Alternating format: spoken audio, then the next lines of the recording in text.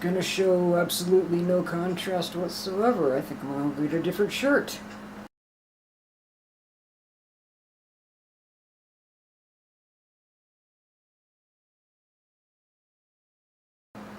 Hey, look at that, I found a shirt that isn't black.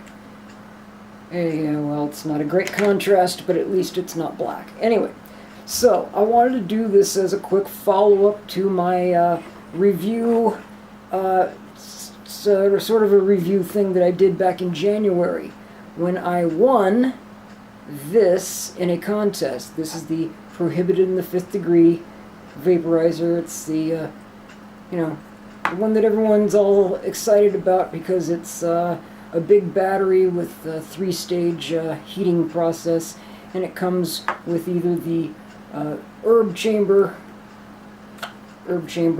there, or the concentrate chamber. And what happened was it quit working. The herb chamber apparently has shorted out, so it's not working anymore. I have verified using the concentrate unit here that the battery was still good and everything was functioning properly. It was just that this thing had shorted out. So I went and looked online. These are $39.95 as a general rule, and there's no discounts available. If you, assuming you can find them in stock, and just ordering the this unit by itself. On the other hand, you can get this entire unit with a liquid chamber, a new old stock from a head shop, someplace in New York. I think it was in Brooklyn. I ordered it on Amazon, and it cost me $99.99 for a whole other battery, a whole other herb chamber, and a liquid chamber that I'm probably never going to use. But here's the thing, it's completely interchangeable. So now I get to answer the question that's been on my mind ever since I first got this Prohibited in the 5th Degree unit. What is the difference between the Prohibited in the 5th Degree and the V2 Pro Series 7, which, who names this crap anyway? I mean, it's got to be the same company, or at least the same marketing idiots coming up with this stuff. But as near as I can tell, they didn't even change the chip. There's no difference at all. They seem to be cooking at exactly the same 3 temperature ranges. The only difference that I can see is the old one comes with the liquid chamber and a dry herb chamber. The new one comes with the wax chamber and a dry herb chamber. That's it, and a paint job and a boost in price of $60, and that's what you get, is the difference here. Now, I'm not complaining about the performance, but at the $200 price point, you're going to find a lot of people turning and looking in other directions. Whereas at $100, this is something that should be flying off the shelves at $100. There's a problem with this one, and this is a reason why they changed to a different design. And I can tell you, number one, there is a difference between these two right here. I'll show you.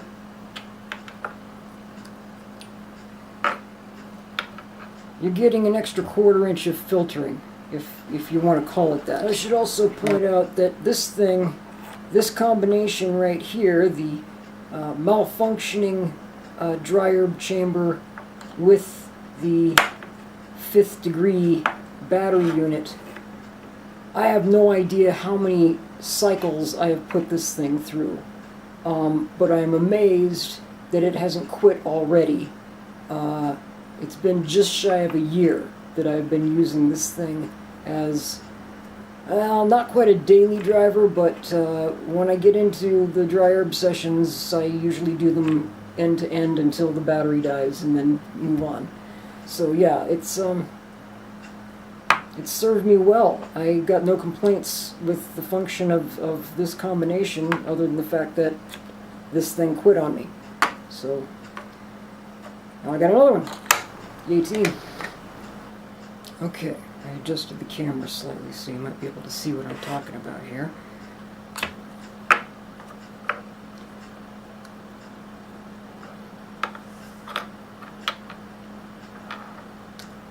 This is from the V2.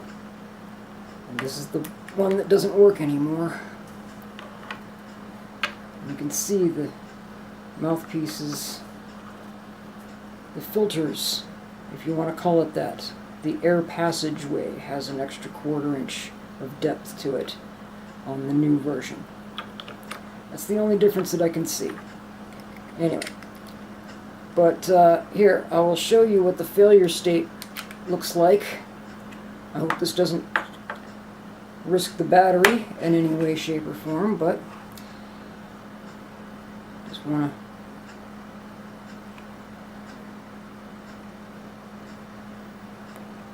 to... Okay.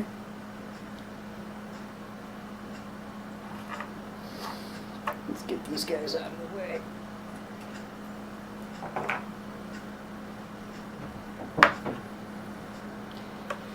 Meanwhile, I will look this guy up.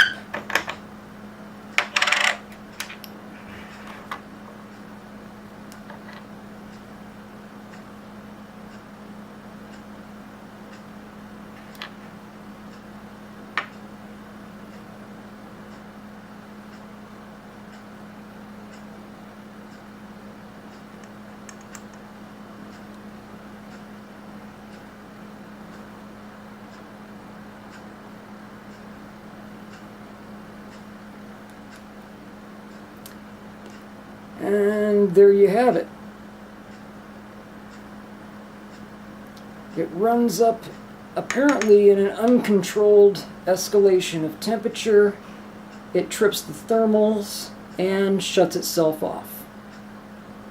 I'm having to guess that as hot as this upper chamber ends up at the end of that cycle, that we are talking about in some kind of a short in the thermal arrest system that's built into the cartridge. The battery works great.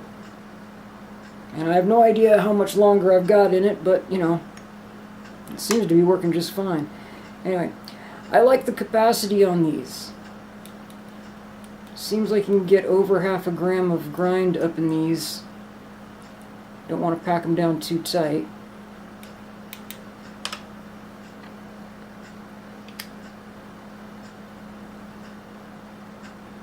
But still, that's a nice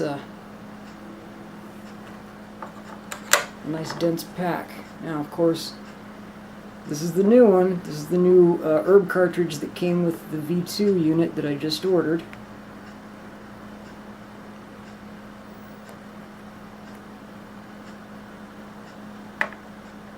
It's still warm.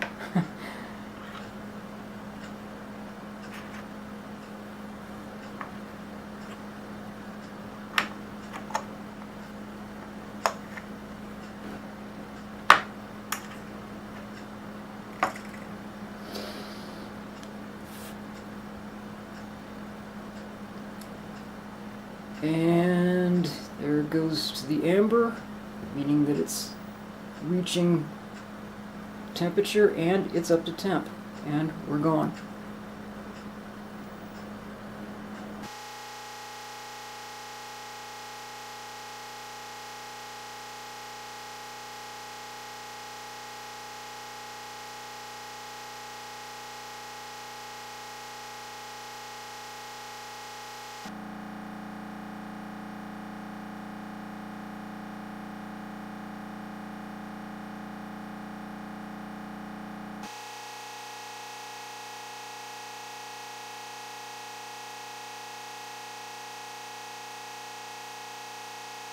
And that's functioning exactly the way you want it to. It's running right below the temperature where it's so hot it chokes you.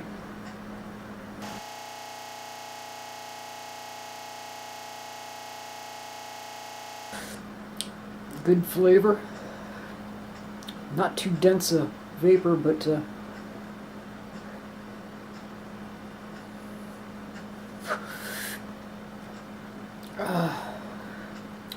damn, that was tasty.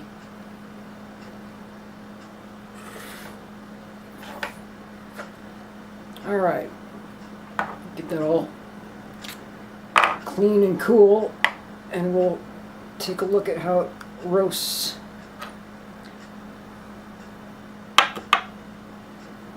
Oh man. That's about textbook. It looks exactly like unburnt cigarette tobacco. And there is just not, there's like tiniest traces of green left from what was up against the mouthpiece. But that is a thorough vape, people. Absolutely stellar performance. And it's been doing that for almost a full year. So thumbs up, guys. I mean, the engineers did great work. The marketing people need to go back to school.